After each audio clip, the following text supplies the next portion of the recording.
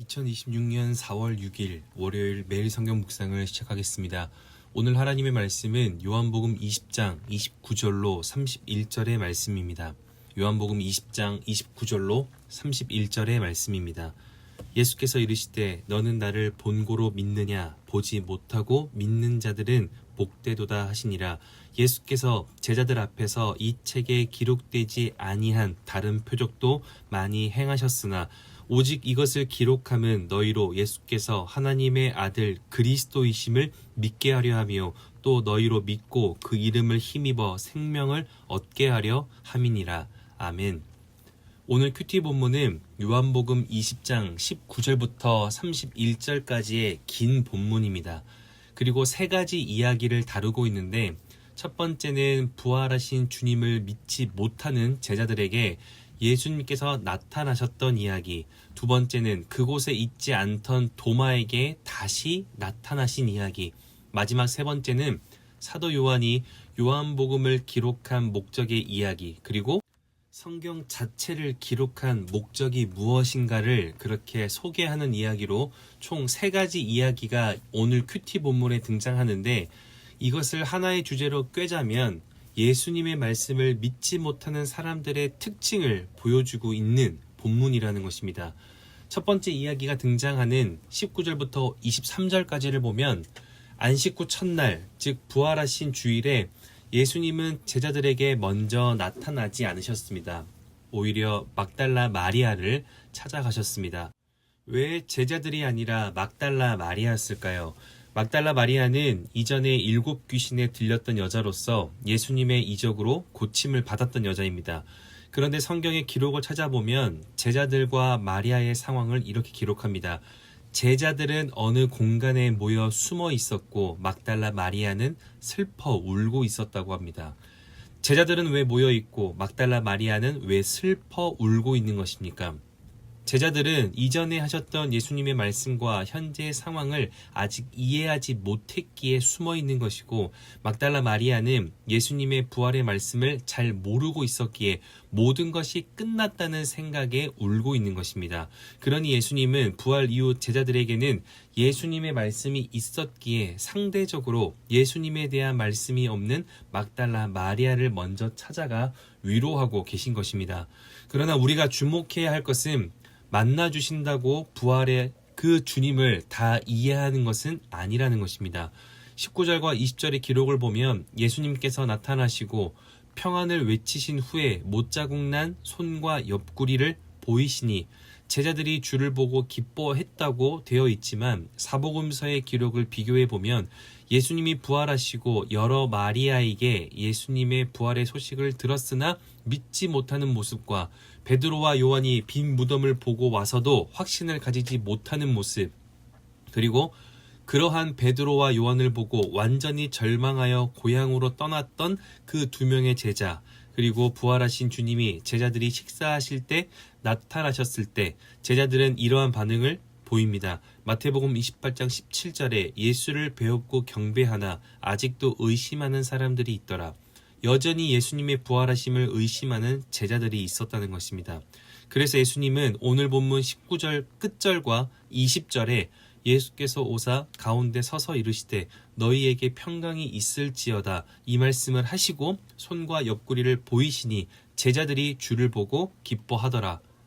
들었던 것으로 이해하지 못하고 믿지 못하고 그렇게 여전히 원하는 만큼 보아야 이해하고 믿으려는 제자들의 연약함을 성경은 보여주고 있는 것입니다. 두 번째 이야기인 24절부터 29절까지 등장하는 도마 역시 마찬가지입니다. 결국 다른 제자들을 통해 부활하신 주님을 만났고 진실로 부활하셨다는 그 말을 전해 들었음에도 25절에 자기 손가락과 그 손으로 못자국 난 곳과 옆구리를 만져보지 않으면 믿지 않겠다고 합니다. 즉 하나님의 말씀이 자기 안에 있었음에도 꼭 보아야만 믿겠다는 말을 하는 것입니다. 결국 예수님의 못자국 난 손길과 그 옆구리를 두 눈으로 본 뒤에 만져본 이후에 예수님을 믿게 되었다는 것이 29절의 기록입니다. 그래서일까 요한은 20장을 마무리하며 이 성경책을 기록한 이유를 설명하는데 30절을 보면 예수께서 제자들 앞에서 이 책에 기록되지 아니한 다른 표적도 많이 행하셨으나 31절에 오직 이것을 기록함은 너희로 예수님께서 하나님의 아들 그리스도이심을 믿게 하려 함이요. 즉 다른 이적도 충분히 더 있지만 오직 이것만 기록한 이유는 너희로 예수께서 하나님의 아들 그리스도이심을 믿게 하려 한다. 즉 이것으로도 충분히 그리스도를 믿을 수 있기에 이것만을 우리에게 소개하고 있는 것입니다. 그러나 우리는 어떻게 반응하는가 하면 더 보이면 믿겠다. 더 알려주면 믿겠다. 즉 지금까지 주어진 것으로는 쉽게 믿을 수 없다는 반응을 보이는 것입니다. 그러니 우리에게 요한은 충분히 이것으로도 예수 그리스도가 우리의 주님이시고 하나님의 아들이 정말 나를 위하여 죽으시고 살아나셨음을 깨닫게 할 수 있다는 것을 30절과 31절을 통하여 굳이 기록하며 보여주고 알려주고 있는 것입니다.